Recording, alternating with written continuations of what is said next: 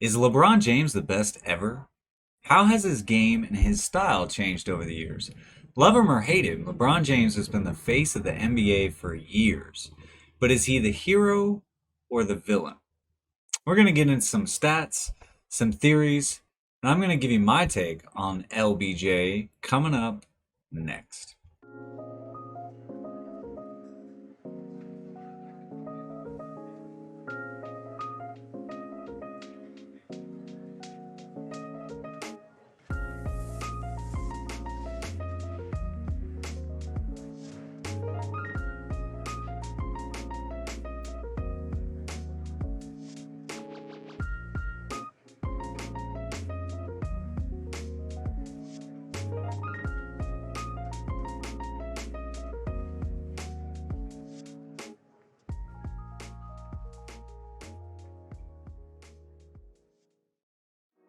What up and welcome to Jared Talks. My name is Jared and today I'm just a really earnest dude because today we're talking about LeBron James. Earnest means honest and sincere, and honestly I can say that LeBron James is not the greatest player to ever play the game. But hold on, all you LBJ fans, hear me out. LeBron is a great player and has definitely earned my respect over the years.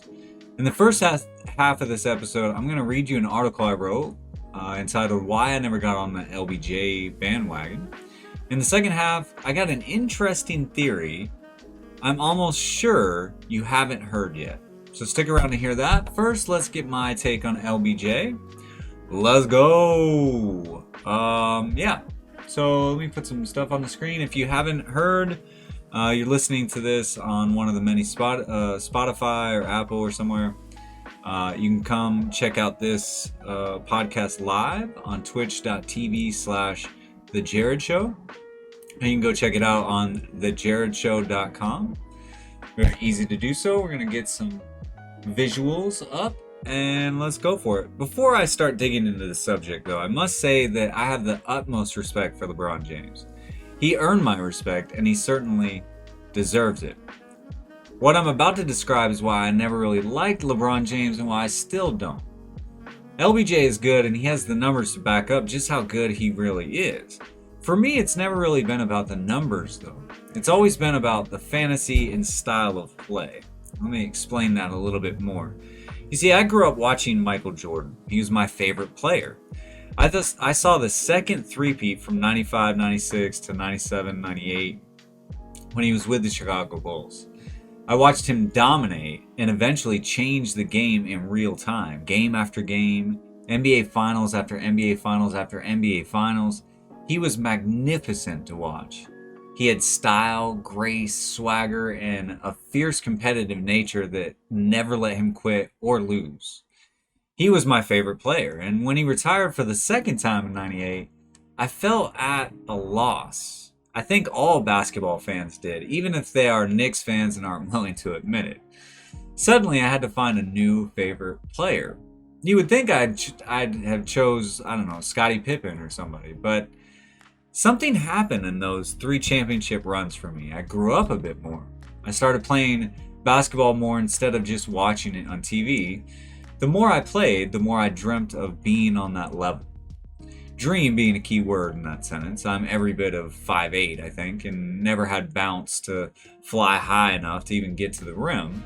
Although I have tried, and it is on my bucket list. Chances are, I really wasn't going to make the NBA, though. But as Jordan was winding down, I was winding up, and I started to study players that I felt like I could emulate. Enter one of my favorite players ever, Allen Houston of the New York Knicks. Allen Houston was a pure shooter. I'm a shooter, that's what I do. He could dribble pretty well. I always thought I could dribble pretty well. And he was just my kind of player. The things that MJ could do, I knew I wasn't going to be able to pull off no matter how hard I tried. I mean, I'm pretty sure I'll never be able to dunk from the foul line. But, you know, stranger things have happened, and it is on Netflix. So when Jordan left, I switched to Allen Houston and the Knicks. They were my team till Jordan came back in the early 2000s for the last round, the get it out of my system couple of years, if you will. After Jordan finally retired for the last time in 2003, here comes the phenom, LeBron James. Actually, the same year that Michael Jordan retired the last time, LeBron James was drafted. Very interesting. LeBron James was touted as the next Michael Jordan. He came straight out of high school where he was a man among boys. Once in the NBA, he did pretty well.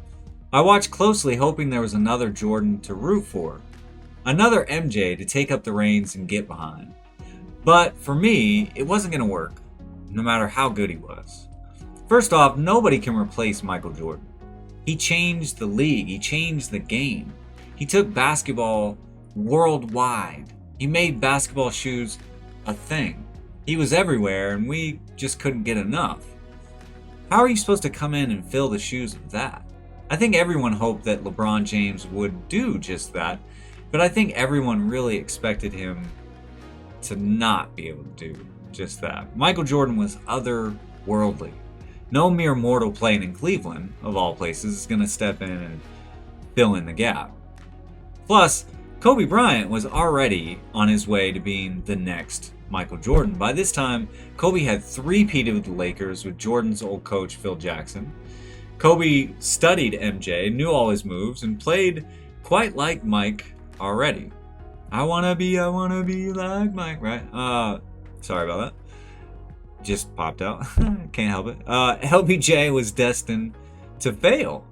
But maybe that was the point. Now stay tuned as I talk about this as LBJ plays the villain. We're going to get into that in the second half. But I think the real reason I never got on the LBJ train wasn't how he stacked up to MJ.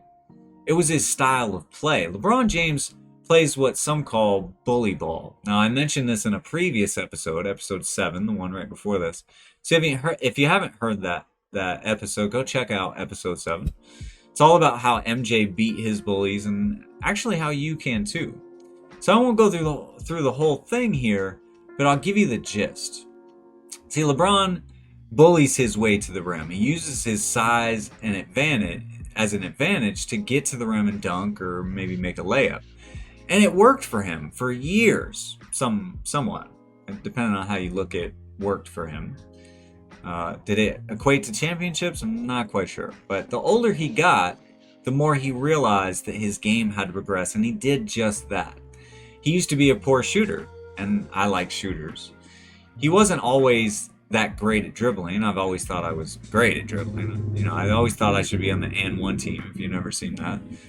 Go check out the playlist I made on YouTube. You can go check that out. He was more of a playmaker down the stretch instead of taking the game over like Jordan did. The more I watched LeBron, the more I just couldn't relate. So when Michael Jordan left for the last time, I actually exited as well. I mean, I kept up with it, right? But I really didn't have a team. I wasn't invested in basketball for a number of years. And actually a lot goes into that statement. I mean, I moved, I went through a lot of changes, and kind of watching basketball got kind of shoved by the wayside. I still played basketball. I just didn't have a horse in the NBA race, if you will. So as LBJ was fighting to come into his own, I wasn't really watching and didn't really care. I mean, I saw a couple things here and there, but then came the move. LBJ took his talents to South Beach. LeBron decided to ditch the small market Cavs and headed to Miami Heat to team up with two other All-Stars. The hate that LBJ went through for that move was enormous. I was on the sidelines as a passive spectator at this point. When I saw that the next Michael Jordan ditched his version of the Bulls, the Cavs, and headed to greener pastures, I made my decision. LBJ isn't my guy. Not my cup of tea. Not what got me to go from not my cup of tea to full-blown animosity, you could say, was a couple of things. Things LBJ really had no control over. And I say this like LeBron James actually cares, but I'll keep going anyway. It actually had to do with LeBron James's new nickname, King James. Now, I'm not sure if someone gave him that title. You can't see it unless you're watching on Twitch. Hello. That's air quotes. or if it's self-proclaimed, I just don't like it. I never have. I never called LBJ King James. I've had a couple of nicknames from him through the years. I won't say those. One my mom always used, actually, I thought was hilarious. LeBaby. I didn't use it very much, but it was pretty funny. She said she used that one because LeBron complained so much, so she called him LeBaby instead of LeBron. I guess I could see that. Here's the thing, I'm a believer in Jesus Christ. I read the King James Bible, and so to call this guy King James just never really sat right with me. Even setting that aside, it's like, what exactly are you king of? The NBA? You haven't even won a championship yet. How are you going to have a title, king, before you even win a title, a championship? At the end of the day, LeBron trying to take over after Jordan retired made me skeptical. Him leaving his version of the Bulls, the Cavs, gave me too much spicy and not enough sweet. Throwing in the biblical, at least in my mind, reference King James, and being crowned king even before you have a chance to win a title was all just too much. I got to where I really just did not like the guy, at least basketball-wise. I won't say hate because that's a strong word. I came as close as I could before realizing, how can I hate someone I don't even know? So it never really got to hate, but it was pretty close. What made the feeling of pure disdain worse and worse was the NBA, how the NBA treated him. Ask anybody and they'll tell you, LBJ has been the face of the league for more than a decade. What does that mean exactly? Well, really it means that his name gets mentioned in every single broadcast. His name pops up in every televised game. That's just freaking annoying. Here I am watching a Golden State Warriors game and they're playing whoever, let's say the Knicks, right? And for no reason other than just to say his name, here comes a conversation about LeBron James and what he did and this and that. If you've ever watched Seinfeld, you'll know that episode where Jerry talks about salsa. Why salsa is the #1 condiment? Because everybody likes saying salsa, salsa, salsa. Let me have more salsa, right? Only with LeBron James, it was more like name dropping, and at the end of the day, I think it was more like advertising. The league advertising itself, if you will. If he's the face of the league, they advertise him. It's like advertising league. At the end of the day, I got to where I just started feeling sorry for him after he's been thoroughly beaten. I mean, he had such high expectations, such hype around him. Could he ever live up to that? Simply, no. The answer to could he ever live up to the hype? No. He couldn't. No. He didn't. No, he was not and is not the next Michael Jordan. No, he is not the greatest player to ever play the game. I know I'm going to say this. It's going to offend a lot of people. I don't even think he's top 5. Maybe even top 10. But he has kept grinding it out. And he has played hard throughout the years. You know what? That man has earned my respect over the years. Not only has he earned my respect, he has shattered my hopes and dreams. He has broken my heart and ripped out my guts a couple of times. So maybe I'm a little biased. As I said, I'm a Warriors fan. And all I gotta say is 3-1. And as you're watching this on Twitch, it's LeBron James laughing with a trophy next to him. Because, I mean, he did, you know? Here's the thing. If I don't tell you about it this time, I'll tell you about it some other time. How he ripped out my guts. But at the end of the day, LeBron James is a great player. He's been one of the best, if not the best, in the NBA for more than the past decade. I just don't like him as a basketball player. He seems like a terrific dad. I bet in real life, off the court, he's a great guy. I just don't like LBJ, the basketball player. And I think I've made a compelling case here to back up that statement. I think LBJ is a great basketball player. I think he's shown enough over the years to back that statement up. He's just not one of my favorite players. We're going to take a short break. When we come back, we'll see LBJ the Villain, aka David and Goliath. We'll be right back right after this.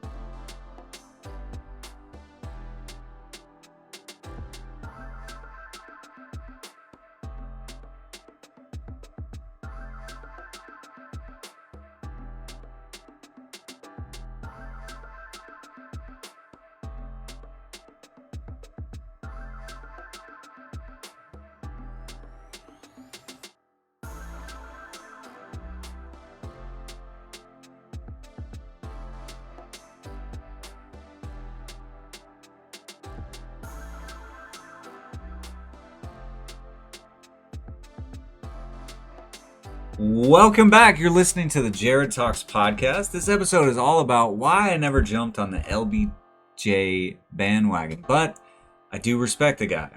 Before the break, we got into how LBJ was set up to fail as the next Michael Jordan. Now it's time I let you in on a little secret. I'm going to be doing a whole episode on this idea, but I'll give you a preview right now. So what's the big secret? Don't tell anybody. But it's all fake. All professional sports are rigged. Like I said, I'll be doing an entire episode on that idea. And even if you don't agree or you haven't seen it yet, just go with me on this and look at the NBA like a movie or a script being played out. Look at how all the drama during the playoffs and the rivalries has played out. And let's get a bit deeper into this idea that LBJ has been the villain of the story that is the NBA. First, let's look at what goes into the villain of a story. There are a few things. A villain is the antagonist, the anti-hero, the one that everyone wants to root against. They are what drives the story forward and drives the action. So how do we get a good villain or an interesting villain? Here's an idea of an interesting villain. One, you need a compelling backstory. Any good villain should have an interesting, incredible backstory. In addition to creating a deep and more three-dimensional villain, a memorable backstory allows ourselves to identify and even sympathize with the villain. Two, you need a worthy opponent. A great villain should be a strong and worthy adversary to your hero. They shouldn't be weak and easily beaten, nor should they be so powerful that they can only be defeated by random chance. Having a villain who is in many ways equal in skill and intelligence to your hero, whoever that may be, will raise the stakes of their encounters as it creates a credible threat that your hero, whoever that is, might be bested. And how is the villain bested? Well, that would be number 3, flaws. Your villain has to have flaws. This one's expected. Of course a villain has flaws, it's in the job description. But flaws do not equate to he kicks a turtle every morning before breakfast, or his favorite hobby is butterfly stomping, or more within the realm of possibility, he wants to kill the hero. These are evil actions, not flaws. A lot of villains, particularly in movies, will be given horrible things to do without any explanation for why they do them. And it's pretty easy to give them reasons, just give them human weaknesses. That's it. Whether the actions they take are as small as theft or as big as blowing up a planet, these actions stem from recognizable human flaws. So like a main character, a villain needs mental and moral flaws. Number 4, villains are actually the fun one of the story for most people. The one that does what they want regardless of the consequences. I mean, let's face it, evil villains are fun. Whether it's their black-hearted sense of humor or their odious worldview, our favorite villains possess qualities that we love to hate. Or they do or say things we secretly wish we could do. So here's a summarized list of character traits an interesting villain needs. He's convinced he's the good guy. He has many likable qualities. He's a worthy enough opponent to make the hero look good. The villain has a presence. People like when he's on stage or in the show. He's clever and accomplished enough that people must lend him begrudging respect. He can't be a fool or a bumbler. He has many of the same characteristics as the hero, but they're a little misdirected. He should occasionally be kind and not just for show. He can be merciless, even to the innocent. He's persuasive. He'll stop at nothing to get what he wants. He's proud, and he's self-absorbed. And I want to get into this one just a little bit more. So that would be number 5. The villain will be obsessed with the real or imagined persecution or disadvantage they've endured, convinced that all their personal responsibilities nullified by their status of injured party. Past tragedies become a talisman that grants immunity from this decency. Because villains who are constantly victimizing heroes are completely convinced that they are the true victims here. No matter what they do, no matter what they are, they blame everything on the past or childhood, and later they blame the hero who they see as the real villain. So why are villains like this? Self-obsession. Let me say that again because that didn't come out right. Self-obsession. Yep, villains spend an unhealthy amount of time thinking about themselves and their plights and their plots. Think of any villain, and it's not hard to see the inherent narcissism behind everything they do. Like willingness to take action in the non-negotiable trait of a main character, self-obsession is the trait that all villains seem to share. So, with this knowledge and this idea of what makes a good villain, let's get back to LBJ. Has LBJ been the villain in the story that is the NBA? Let's go through our little checklist here and compare. Self-obsession. King James, does that ring any bells? Whether self-proclaimed or not, right? As a matter of fact, actually, I think it was during the 2017 NBA Finals, Mr. King James himself said that he is the best in the world. And he proceeded to lose that finals. We'll get into that here in a little while. But self-obsession, having the title of King James before you even win a title, I think that's going to be a check on our list. Number 2, compelling backstory. Yeah, people were following this guy from high school and watching him come from rags to riches in real time. You see, LeBron grew up in Akron, Ohio, where he had a difficult childhood. His father was an ex-con who wasn't there when he was growing up. His family was poor and really had a tough time. Fortunately, his basketball coach, Frankie Walker, took LeBron under his wing and let him stay with his family where he could get away from the projects and focus on school and basketball. So difficult childhood, compelling backstory, that would be a check as well. Flaws. As I said earlier, when LBJ came into the league, he wasn't much of a shooter. He could dribble, but mostly he was just strong and bullied his way to the rim.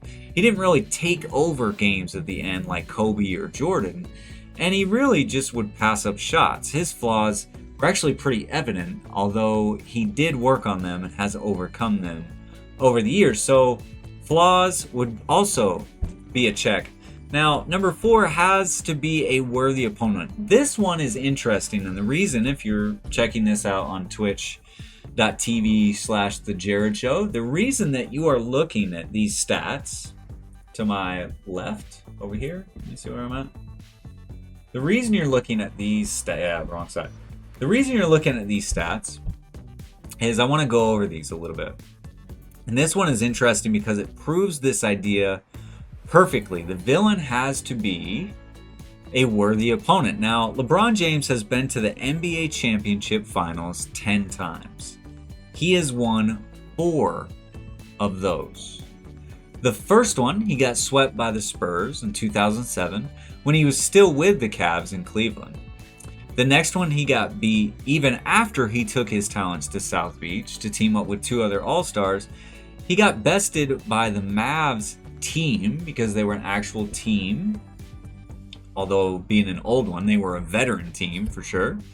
And that happened in 2011, and that's where his story kind of kicks into high gear.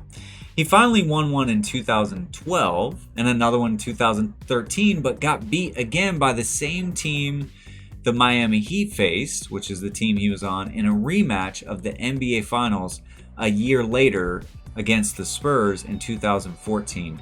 Bringing LeBron James's record to 2 wins and 3 losses at that point.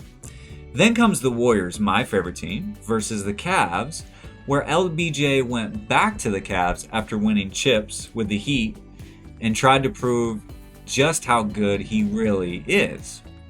This rivalry went on for 4 straight NBA Finals, and even though LeBron James and company came back from a 3-1 deficit to win in 2013, winning that battle, they lost the war versus the Warriors as the overall total series, 4 years total, the Warriors were 3-1, winning 3 championships out of those 4 years.